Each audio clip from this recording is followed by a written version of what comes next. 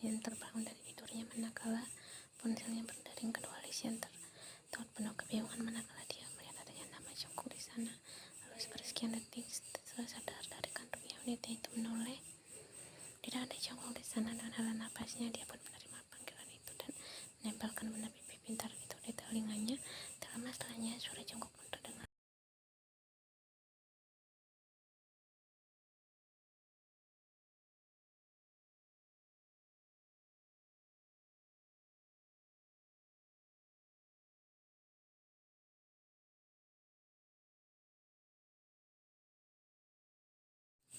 Setelah mendengar dalaman dari Jongkok, Lian segera melihat ke arah jam dinding yang tengah menunjukkan pukul 4 dini hari. Bertema hela napasnya, wanita itu kemudian bergumam, "Untuk apa dia kemari pagi-pagi buta? Aku sedang tidak ingin berperang apa sepagi ini." "Helena maksudmu?" tanya Jongkok. Yang pria itu sambung, "Apa rencana berikutnya?" "Entahlah, yang terpenting aku sudah tidak bisa menunjukkan wajah damaiku padanya setelah mengibarkan bendera peperangan di antara kami," jawab Lian seraya bangkit dari sofanya.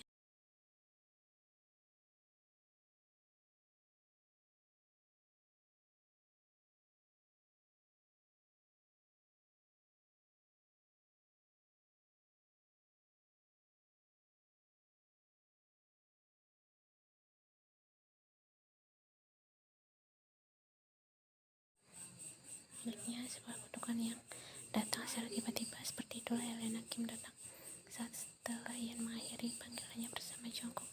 Wanita itu datang dengan setelan resminya. Entah mengapa secara refleks Ian membandingkan tampilan luarnya dengan Helena. Wanita Kim itu tampak begitu anggun dengan setelan resmi warna coklat itu, sedangkan dirinya tampak seperti bocah remaja yang mengenakan piyama tidurnya.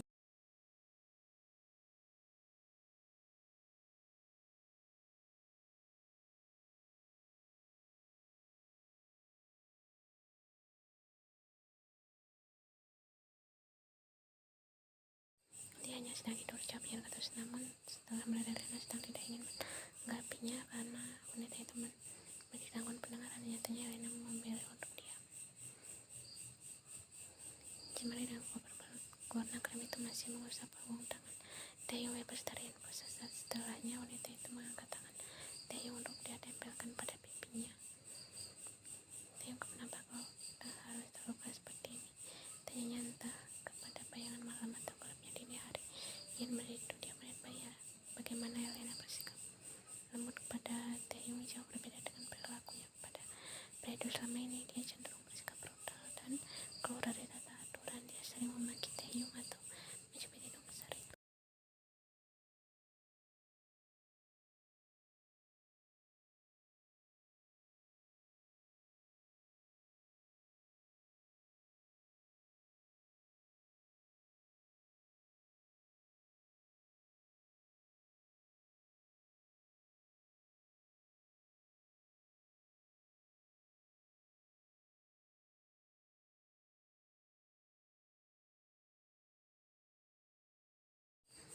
Namun tanya yang segera yang tepi sejauh mungkin, dia tak mungkin menjadi yang teristimewa dalam hidup Kim Taeyong sih.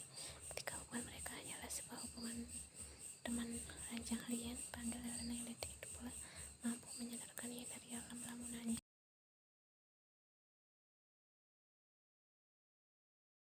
Dengan netra yang kembali fokus pada sosok Helena Kim yang tengah berhadapan dengannya, walau dalam jarak yang cukup berarti. Ian kemudian mendengar wanita itu berujar, "Mundurlah dari jawaban dari Taeyong, pergilah sejauh mungkin dan aku akan memberimu sejumlah uang yang kau inginkan."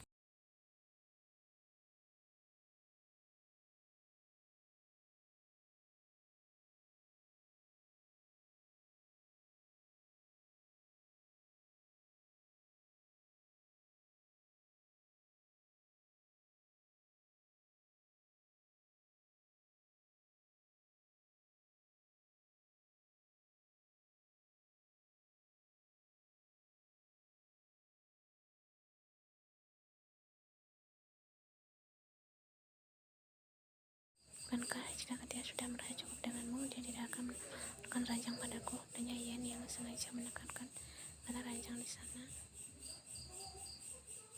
Helena terkejut dan Ian puas dengan situasi. Sebagai catatan, Lian tak pernah benar menjadi tokoh protagonis dalam takdir hidupnya.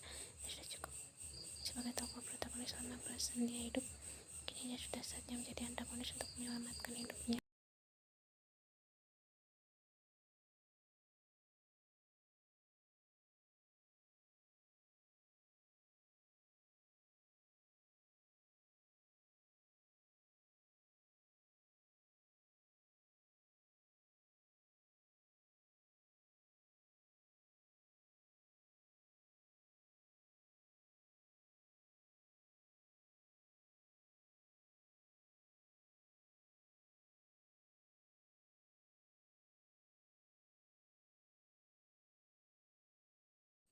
Padahal kau tidak tahu apa aku benar-benar berada di atas.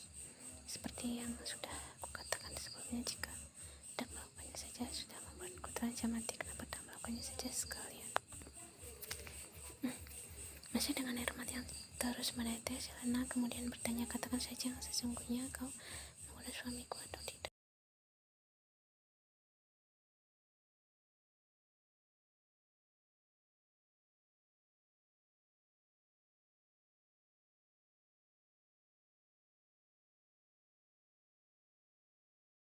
Lagi pula, jika kau yakin Taeyong merasa cukup denganmu, kenapa kau masih mencurigainya? Jika hanya mencurigainya, kurasa itu urusan kalian, namun kau juga berniat mencelakaiku. Kau memang menyuruh orang untuk menusukmu dan kau juga menyuruh orang untuk, tetapi Taeyong menyelamatkanku, potong Yen dengan seruan.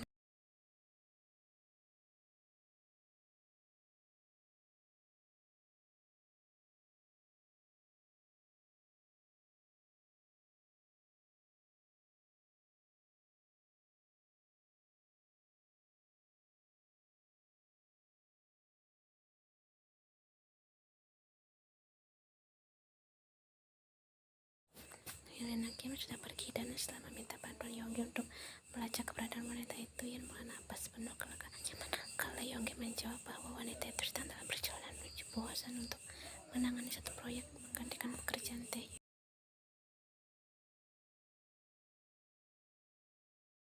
Lalu dengan cemerlang mengupas jeruk manis yang diminta oleh Taeyong, Yen pelan mendapati pipinya diusap oleh pria itu.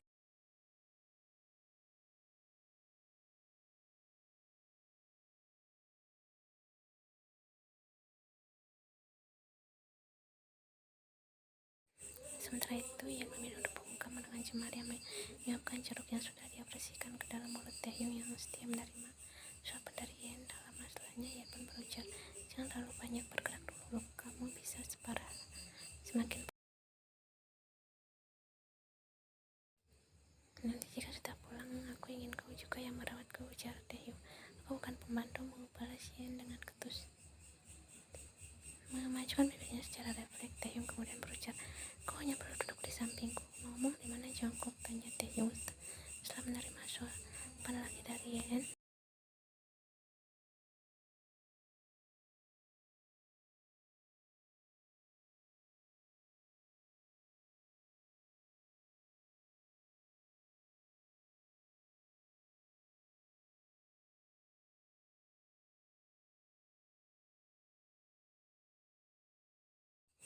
Minta jongkok untuk kemari, balas Taeyong berubah dengan tegas dari Yen. Katakan terlebih dahulu apa urusanmu dengannya, jelas Yen untuk kelengan yang sempat dia berikan. Dengan netra yang menatap ke arah lain, Kim Taeyong pun menjawab, itu urusan pria. Yen sudah kalau begitu, putus Yen dengan bibir yang sengaja ia kerucutkan seolah tengah menunjukkan kesalahannya.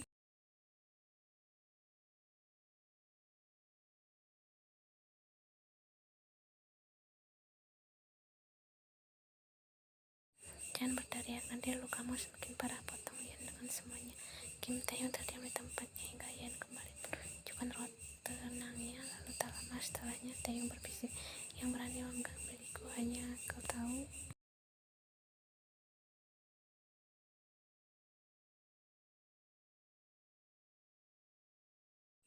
Memangnya kalian tak berani? Tanya Yen dengan netra yang menatap penuh kedak sukanya.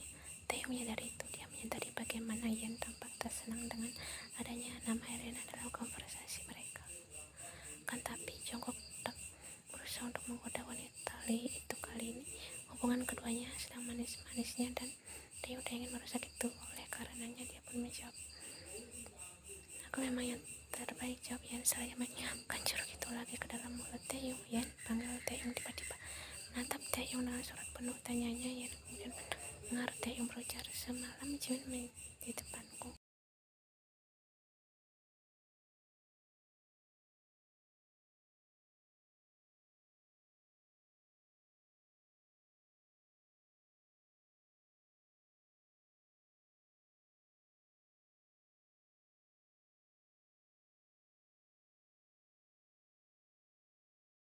Ya, jawab Taeyong apa adanya. Setelah itu dia pergi.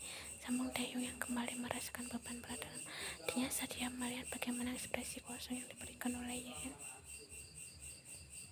Ketika Ning mulai mengerayangi mereka, Taeyong pun kembali berusaha dengan memanggil wanita di sampingnya. Yen, kau bisa menemuinya? Aku tak masalah sendiri di sini, sambungnya. Namun di luar ekspektasi Taeyong nyatanya Yen memberinya sebagai dengan kemudian wanita itu berbicara, aku akan isi sampai kau sembuh. Apa kau akan memberiku sedikit cintamu? Tanya Taeyong. Yang pria itu sambung, aku tidak akan memaksamu, Yen. Aku juga tak merasa dipaksa. Kau tahu aku hanya ingin menemanimu di sini. Hanya itu balas yang seraya bangkit dari duduknya dengan netra yang menatap Yen. Taeyong kemudian mendengar wanita itu bertanya, jadi ingin buang kecil tidak?